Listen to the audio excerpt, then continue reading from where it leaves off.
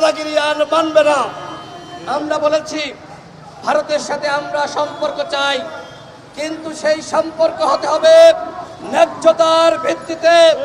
আওয়ামী লীগ যেটি করেছে, ভারতের সাথে এক ধরনের স্বামী স্ত্রীর সম্পর্ক করেছে, কিন্তু আমরা কারোর সাথে স্বামী স্ত্রীর সম্পর্ক চাই না।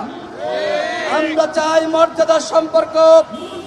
গতকাল আপনারা দেখেছেন ওসমান হাদি ভাইয়ের মৃত্যু সংবাদ যখন বাংলাদেশের জনগণ জানতে পারে, তখন বাংলাদেশের বিভিন্ন জায়গায় বিক্ষোভ হয়েছে, প্রতিবাদ হয়েছে। কিন্তু আমরা দেখেছি ওসমান হাদি ভাইয়ের হত্যাকাণ্ডকে কেন্দ্র করে অনেকে বিচারের দাবিতে রাজপথে না নেমে তাণ্ডব চালিয়েছে। আগামী ফেব্রুয়ারি মাসে নির্বাচন হবে। আমার কাছে যেটি মনে হয়, একটি মহল পায়তারা করছে নির্বাচন বানচাল করার। আমরা দেখলাম সকালে একটি ভিডিও ভাইরাল হয়েছে না, ওসমান হাদি ভাই তিনি মববাসদের বিরুদ্ধে বলেছেন, তিনি বলেছেন যে ওই প্রথম আলো অফিসের সামনে কারা যায়, আমরা তো এটাকে সমর্থন করতে পারি না। এই বক্তব্য ওসমান হাদি ভাই দিয়েছেন। অর্থাৎ যারা তার চেতনাকে ধারণ করেন তারা কোনোভাবেই প্রথম আলো ডেইলি স্টারের অফিসে হামলা করতে পারে না।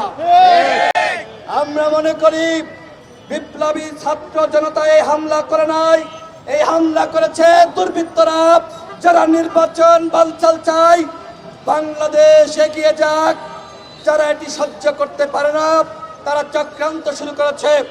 আমরা মনে করি এই হামলার দায় বিপ্লবী ছাত্র জনতাকে দেওয়া যাবে না, দুর্বৃত্তরাই হামলা করেছে।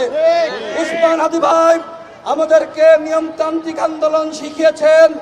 তিনি নিজে এর আগে যখন প্রথম আলোর অফিসের সামনে কতিপয় ব্যক্তিরা সেখানে গিয়েছিল হামলা করার উদ্দেশ্যে, এরপরে তিনি প্রতিবাদ করেছেন। অর্থাৎ ওসমান হাদি ভাই সবসময় এই মব সন্ত্রাসের বিরুদ্ধে ছিল। আমরা প্রতিবাদ করছি না, এখানে আমরা হাঙ্গামা করছি।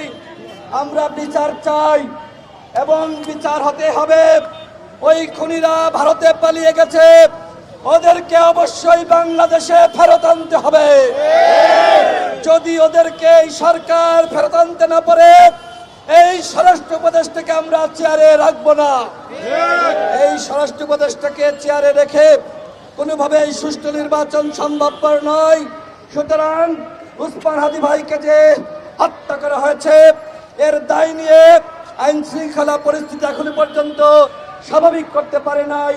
এর দায় নিয়ে এই ব্যর্থ স্বরাষ্ট্র উপদেষ্টাকে অনতিবিলম্বে পদত্যাগ করতে হবে।